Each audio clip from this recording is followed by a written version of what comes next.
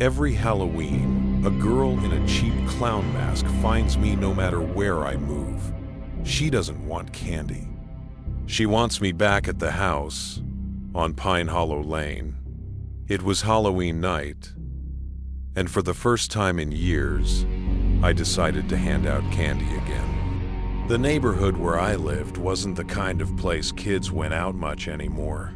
The houses were old, the trees overgrown, and half the streetlights hadn't worked since the late 90s. But I'd spent the last few months fixing up my late aunt's house on Pine Hollow Lane, and I thought, why not? Maybe the few kids still around would appreciate an old-fashioned porch with a glowing jack-o'-lantern and a bowl of chocolate bars. Around 6 p.m., the sun had melted into a copper-colored haze. The air carried that dry leaf smell, mixed with distant smoke from somebody's fire pit. I'd carved 3 pumpkins, placed candles inside, and set a chair near the window where I could watch the slow trickle of costumed children appear and disappear down the road. At first, everything felt normal. A couple of small groups came by: princesses, superheroes, one shy vampire who barely whispered trick or treat. Their laughter echoed faintly through the cool air. I poured myself a mug of cider and leaned against the doorframe, remembering what it felt like to be one of them, walking until your feet hurt, holding that plastic pumpkin full of sugar and magic. Then the wind picked up. Not a strong gust, just a low, humming breeze that seemed to come from the wrong direction. The trees across the street rustled like they were whispering to each other. A loose strand of caution tape, left over from the old boarded house 2 doors down, flapped lazily in the dark. I told myself not to get weird about it. Old houses creak. The woods at the edge of town always sound alive in October. But then, at 7:14 p.m., she showed up.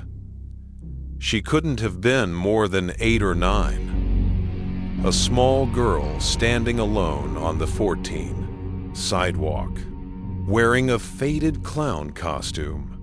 The mask she wore was the cheap kind from the early 2000s, thin plastic with painted red lips and hollow eyes, the kind that presses close to your face and smells like old crayons. She didn't carry a candy bucket, just stood there, still as a gravestone, watching my house. I waited, expecting her to approach. Maybe her parents were behind her, hidden by the dark. But no one else was there. Finally, I called out, "Hey, you want some candy?" She didn't move. I felt that twinge of unease you can't quite name. Something about her posture, arms dangling at her sides, head tilted slightly, looked wrong. Like she was waiting for a signal only she could hear. I placed the bowl of candy on the porch railing and said, "You can take a few, sweetie." Still nothing. When I blinked, she was gone. I swear, gone. 1 second there, the next completely vanished. No footsteps, no sound, no rustle of leaves. I stepped out onto the porch, looking both ways. The street was empty, except for the flicker of pumpkins glowing down the block. A chill moved through my chest, deep and cold. I went back inside, turned on the porch light brighter, and locked the door. An hour passed. No more trick-or-treaters. The road had gone silent, except for the faint buzz of the broken streetlight at the corner. Then came the knock. 3 short raps, tap, tap, tap, like tiny knuckles on wood. I looked through the peephole. Nobody there. I laughed nervously and muttered, "Neighborhood kids." I opened the door halfway, expecting a prank, a bag of dog poop, maybe, but the porch was empty. The candy bowl still sat there, untouched. Then, out of nowhere, I heard it. A giggle. A light, girlish giggle drifting from the end of the driveway. I leaned out to see, and there she was again. The same clown costume. The same plastic mask catching the porch light in a dull reflection. Only now she was holding something, a small paper bag, crumpled, greasy, with a faint red handprint smeared across it. She raised it slowly, like an offering. "What's that?" I asked, trying to sound gentle. No answer. Then, in the smallest voice, soft but clear, she said, "For you." Before I could respond, the wind cut through the yard, and the porch light flickered once. When it steadied, she was gone again. But the bag was sitting on the bottom step. I should have ignored it. Every sane part of me said, "Don't touch it." But curiosity wins against reason more often than we admit. I went down the steps, picked up the bag. It felt strangely heavy, and brought it inside. The paper was wet near the bottom, sticky. I placed it on the kitchen counter, grabbed a towel, and unfolded the top. Inside was an old Polaroid photo. It showed a little girl, same height, same build, standing in front of this very house. The porch looked newer, painted white instead of the peeling blue it was now. In the picture, she wasn't wearing a mask. Her face was pale, almost grayish, and her eyes were too dark to make out. Across the bottom of the photo, in shaky handwriting, someone had written, "Trick or treat, 1998. My stomach dropped. I'd bought this house in 2021. My aunt never mentioned any kids living here before. I turned the photo over. There was something else stuck to the back, a curled strip of newspaper. I peeled it off carefully. The headline was half torn, but it read, "Local girl vanishes on Halloween night, Pine Hollow Lane." The date, the 31st of October 1998. I barely slept that night. Every sound felt amplified, the hum of the refrigerator, the creak of the floorboards, the sigh of wind slipping through the old window frames. Somewhere around 2 a.m., I heard the faint squeak of shoes on the porch again. When I went to look, the pumpkins had all been blown out. Only smoke drifted from the melted wax. And there, beside the candy bowl, was the same Polaroid, but now it had changed. The girl was still there, but so was I, standing behind her, blurred and ghost-like, wearing the exact clothes I had on that night. I didn't even own a Polaroid camera. The next day, I called the only neighbor who'd lived here long enough to remember the old days, a retired mailman named Dennis who lived 3 houses down.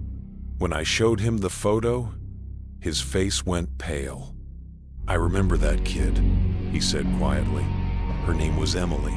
She lived here with her mom before the fire." "Fire?" He nodded. "Halloween night, 98. Something started in the kitchen. They said it was electrical, but people talked. The mom ran out screaming, said her daughter was still inside. Firefighters didn't find anything but ash and part of a plastic mask." He paused. "Nobody stayed long in that house since. Always for sale again within a year. That evening, I swore I wouldn't be home. I drove to a diner 2 towns over, sat for hours just watching. People come and go. The comfort of normal life around me. By the time I returned, it was past midnight. The porch light was off again. Inside, the air smelled faintly of smoke. I walked room to room, every nerve burning, until I reached the kitchen. The candy bowl was gone. The paper bag was gone. But on the counter sat a single piece of candy, a wrapped chocolate bar with a yellowing note underneath. In childish handwriting, "Thank you for playing. See you next year." The wax of the pumpkins had been replaced, fresh candles burning, though I hadn't lit them. I could feel her somewhere near, watching from the window, maybe standing in the hallway. The same giggle, soft and hollow, drifted behind me. That was the night I moved out. I didn't sell the place. Couldn't. Something in me felt tied to it now, like the story wasn't finished. Every Halloween since, no matter where I am, I find a Polaroid slipped under my door, each one showing a new version of the same picture. In the latest one, taken last year, the little girl and I stand side by side on the porch. She's holding my hand. This morning, the 31st of October 2025, I woke up to find a new envelope waiting outside my apartment. Inside was the newest photo. The house is empty in this one. Only the porch remains. And behind the glass of the front window, there's a faint reflection. It's me standing inside. I promised myself I'd never go back. But promises don't mean much when something keeps calling your name in the dark. It's been exactly 1 year since that night. 1 year since the girl in the clown mask appeared on my porch, and since I started receiving those photos. For months after I moved away, I tried to convince myself it was some elaborate prank. Maybe someone had hacked into my social media, or found old pictures of the house and was manipulating them somehow. But deep down, I knew better. Because each Polaroid wasn't just a picture. It captured moments that hadn't happened yet. In the one that arrived last week, the house was backlit by a dull orange glow, like firelight spilling from the kitchen windows. And through the porch rail, half hidden in shadow, there was a shape, a figure, mine. I don't know what possessed me, but 2 nights ago, I packed my car and drove 3 hours back to Pine Hollow Lane. I told myself it was closure, that I'd just check on the property, grab a few leftover boxes, maybe finally face whatever it was that kept me awake every October. But if I'm honest, I think something wanted me to come back. The drive was long and quiet. I reached town near dusk, that same amber light bleeding through skeletal trees, the air crisp and sharp. Most of the neighborhood looked abandoned now. Weeds cracked through driveways. For sale signs leaned at odd angles, and the streetlights still flickered on and off like a dying pulse. When I turned onto Pine Hollow Lane, my heart started hammering. There it was, the house, my aunt's old place. Same peeling blue paint, same sagging porch. But something about it looked different. The curtains were open. I never left them open. And in the upstairs window, for just a second, I thought I saw movement, the faint flick of a curtain edge, like someone had just stepped away. I parked at the curb and sat in silence, gripping the steering wheel until my hands went numb. The sky was turning the color of bruised metal. Somewhere far away, I heard the faint sound of laughter, children's voices, distant, like echoes from another time. I thought I was imagining it, but then I noticed something on the porch railing. A single, freshly lit candle, and next to it, a candy bar, the same brand as before. Inside, the house smelled exactly the same. Dust, old wood, a faint trace of burnt sugar. The air felt heavier though, thicker somehow, like walking underwater. Every sound echoed too loudly. I switched on my flashlight and started up the stairs, the beam trembling across faded wallpaper. My breath came out in small clouds. Halfway up, I heard it, a creak from the second floor, slow, deliberate. "Hello?" I called out. No answer. But when I reached the top, the hallway light, the one I'd never fixed, flickered to life on its own. And there, at the end of the hall, something white moved past the doorframe. A child-sized shape. I froze. My mouth went dry. Every rational thought screamed, "Leave now." But curiosity, or maybe something stronger, pulled me forward. I stepped into the old guest room. The air was colder here. The window was cracked open, curtains gently swaying. A stack of boxes sat in the corner, right where I'd left them. On top of one box lay a Polaroid camera. I didn't own one.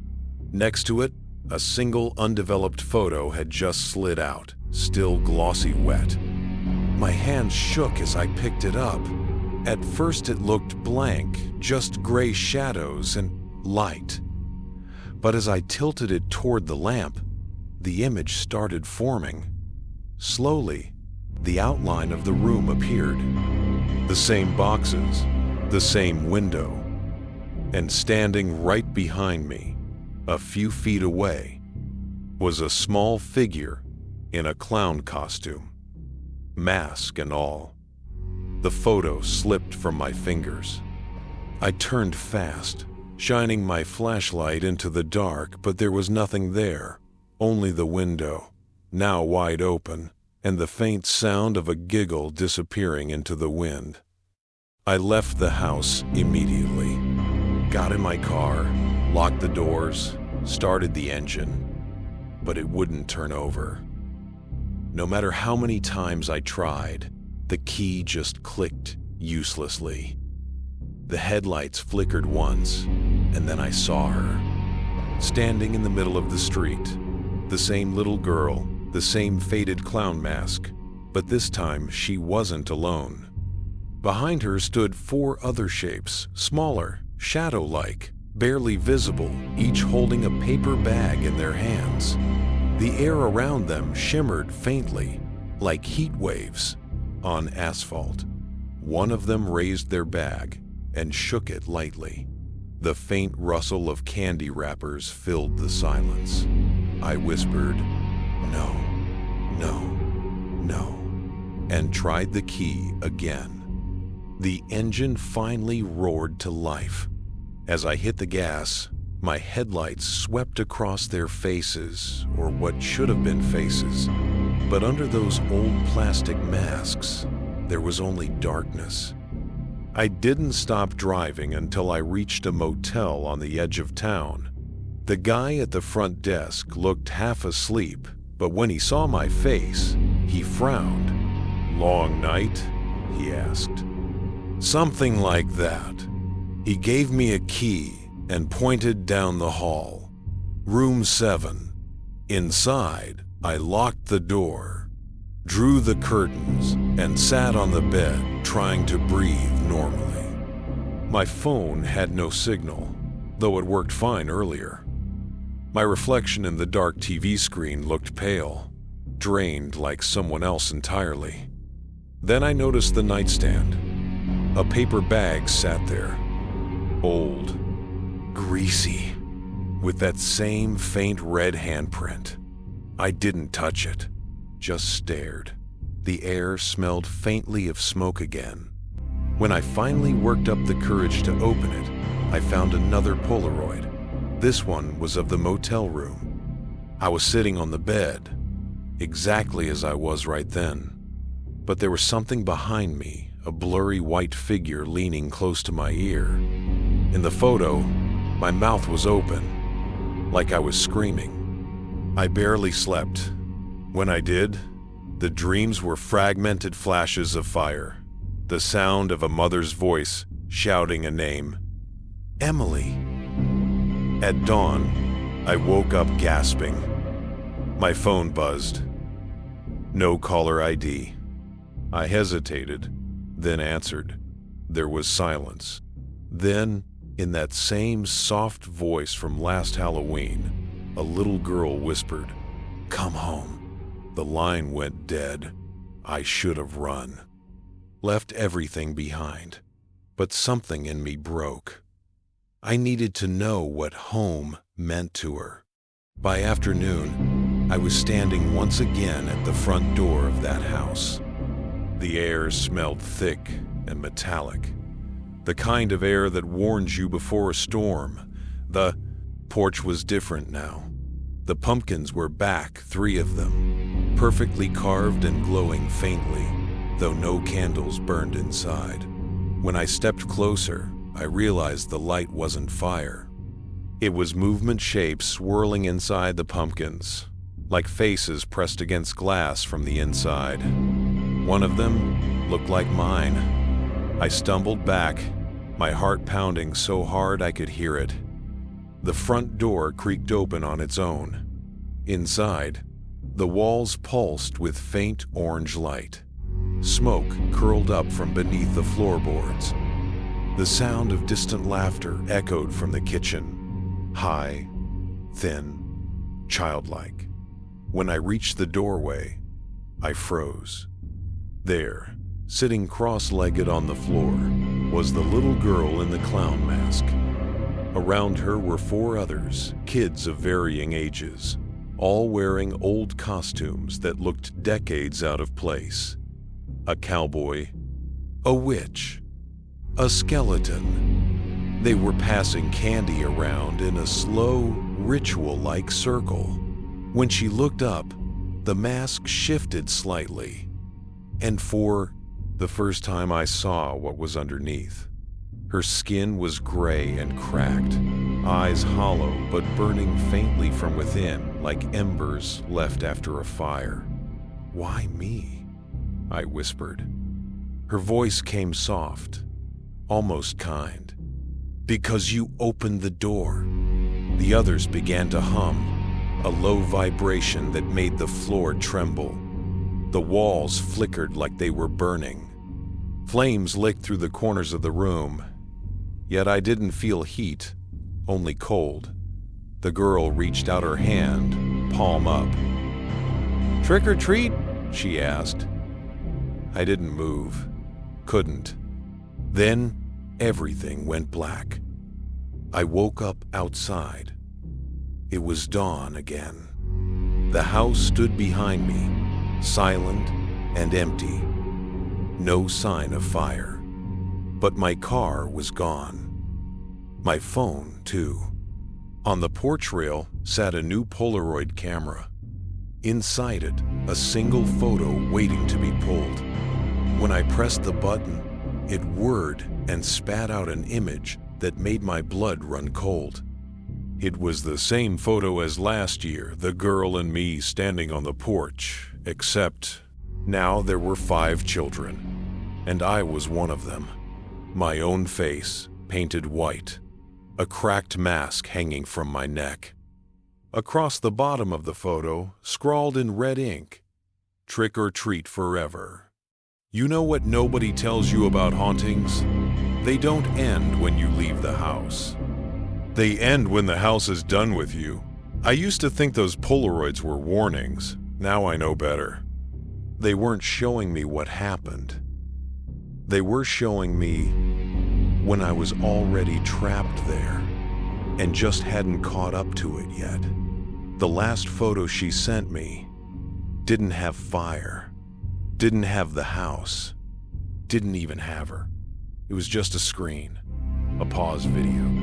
This video, same progress bar, same timestamp, same thumbnail you clicked.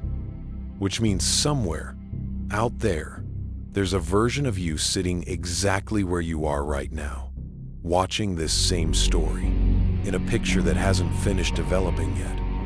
Maybe that's why she likes cameras so much. Doors can be slammed shut, locks can be changed. But a lens? A lens is always open. So if you feel like someone's standing just over your shoulder, if your reflection lags a heartbeat behind when the screen goes dark, if there's a soft knock at your door after you press pause, don't ask. Who's there? She already knows your name. You opened this story. To her, that counts as opening the door. This is Spooky Universe, where stories never sleep and shadows never fade. If you made it this far, you're already in the picture with us. Like, subscribe, and tell me in the comments. If a Polaroid of you watching this showed up on your doorstep tomorrow, would you keep it? Or would you burn it before the face standing behind you finishes developing?